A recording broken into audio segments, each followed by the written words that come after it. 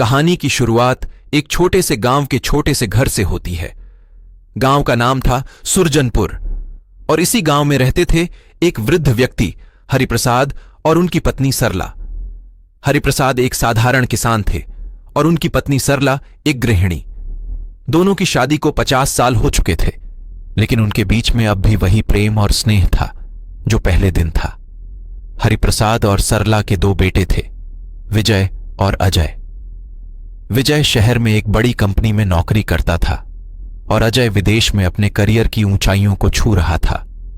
दोनों बेटों ने शादी कर ली थी और अपनी अपनी दुनिया में व्यस्त थे। हरिप्रसाद और सरला के जीवन का सबसे बड़ा दुख यह था कि उनके दोनों बेटे अब कभी कभी ही गांव आते थे। सरला अक्सर अपनी सहेलियों से कहती, मेरा दिल तो बस बेटों की आवाज सुनने को तरसता है। एक दिन सरला की तबीयत अचानक खराब हो गई।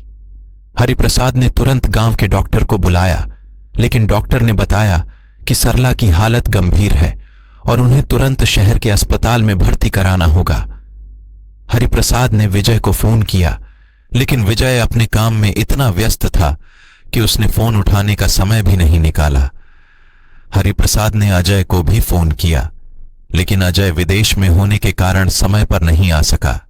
हरिप्रसाद ने सरला को लेकर शहर के अस्पताल का रास्ता पकड़ा। अस्पताल में डॉक्टर ने बताया कि सरला को दिल का दौरा पड़ा है और उन्हें सर्जरी की जरूरत है। हरिप्रसाद ने अपने सारे पैसे जुटाकर सर्जरी का इंतजाम किया।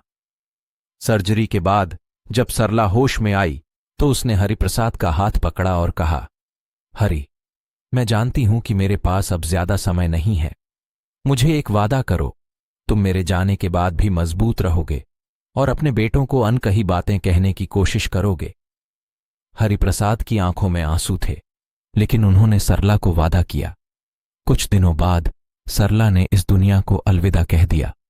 हरिप्रसाद के जीवन में एक बहुत बड़ा खालीपन आ गया। वे अक्सर सरला की बातें सोचते और उसकी कही बातों को याद करते। कुछ महीने बीते और एक दिन हरिप्रसाद ने फैसला किया कि वह विजय और अजय को अपनी अनकही बातें बताएंगे। उन्होंने विजय को फोन किया और उसे गांव आने के लिए कहा। विजय ने सोचा कि यह एक सामान्य बातचीत होगी, लेकिन जब वह गांव पहुंचा और अपने पिता की हालत देखी तो वह स्तब्ध रह गया।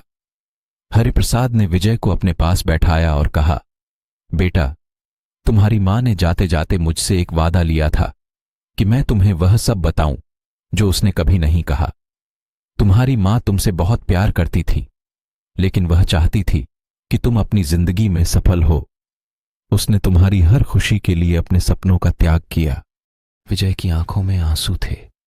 उसने अपने पिता को गले लगाया और कहा, पिताजी, मुझे माफ कर दीजिए। मैंने कभी नहीं सोचा कि मां ने हमारे लिए कितना कुछ त्याग किया है।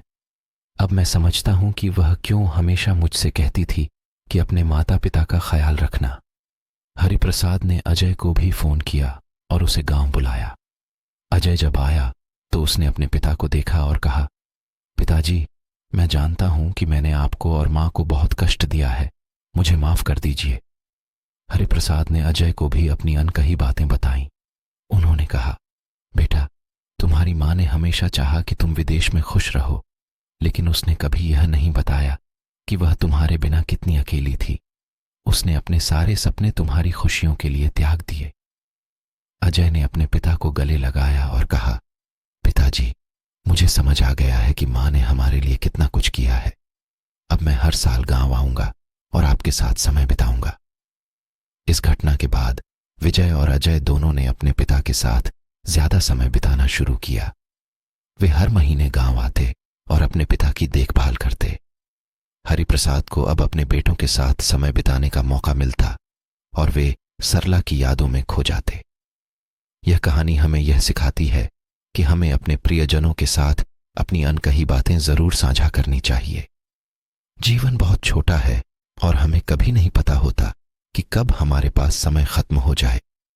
अनकही बातें ही रिश्तों की नींव होती हैं और इन्हें व्यक्त करने से हमारे रिश्ते मजबूत होते हैं। हरिप्रसाद और सरला की कहानी हमें यह भी सिखाती है कि हमारे माता पिता हमारे लिए कितना कुछ करते हैं और हमें हमेशा उनके त्याग और प्रेम को समझना चाहिए और उनका सम्मान करना चाहिए।